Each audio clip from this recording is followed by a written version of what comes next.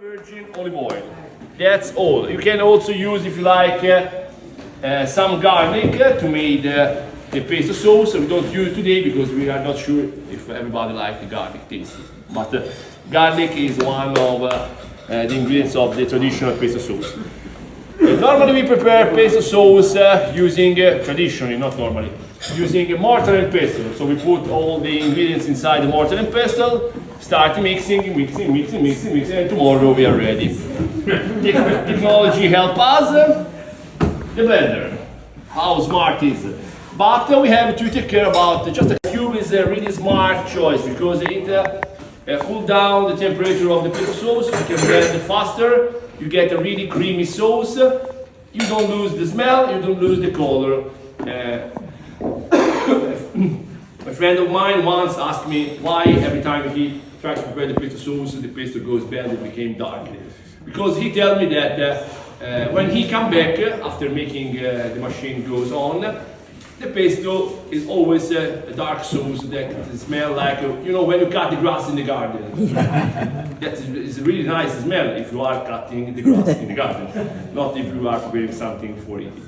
So I tell him just two things mostly. The first, most important for him to that he turn the machine on and go have a shower or play football in the garden and come back after 15 minutes and there is something muddy in the blender that glows dark color, not really nice to see and even more nothing really nice to eat.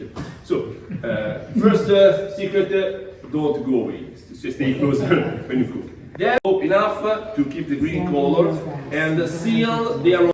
Just squeeze with your mouth because the cold ice close the sauce. Seal with the oil, make the cream with the oil and seal all the aroma inside. When you use it for the making of the pasta, dressing the pasta, you can use just a bowl like that. You can put the pesto sauce inside straight from the refrigerator. A little bit of the water from the boiling water of the pasta, and you can put the pasta inside. High temperature of the pasta and a little bit of extra of the boiling water. Warm the pesto sauce enough to take off all the aromas from the sauce, and didn't make the separation between the solid part and the oil. If you heat up the pesto sauce on a frying pan, like we can make for different kind of sauces like tomato sauce or ragu, it's a mess because you make the separation between the oil that is light and goes on the top of the pan and the sauce in the summer, and we always have bushes of basil. You can prepare pesto sauce saving for the winter. The same way with ice cube, you don't lose the color, then you can use it like ice cube tray to make a small portion that you can keep ready for whenever you need. That's really, really useful. Okay, so pesto sauce is made from basil, it's made from pine nuts, unroasted, a little bit. We save some for adding at the end to give crunchiness to the preparation. Cheese, pecorino cheese, parmigiano cheese, a blend of both. I don't tell you anything about quantity, a little bit of this, a little bit of that, because it's not important. You can decide to balance the recipe in the way you like. I give you just a list. If you prefer more cheesy or less cheesy or different variety, no problem. You can personalize the recipe in the way you like. How much you like cheese? I don't like cheese. A pinch of salt, not too much because Parmigiano and Pecorino are really, really tasty, and extra virgin olive oil. That's the basic ingredients. So it's a really short list of ingredients for the making of the pesto. So quality of the ingredients affect the final results. If you like an outstanding pesto, you have to find the best ingredients you can. Okay, a little bit of oil. Love it.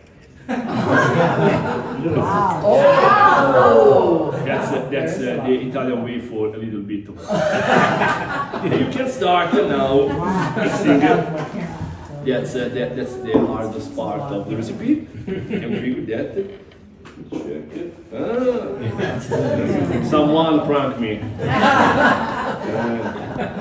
Okay, so that's the hardest part.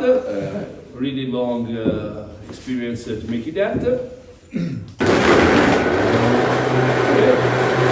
Now we can blend the ingredients really fast because the ice keeps the temperature of the glass of the blender fresh.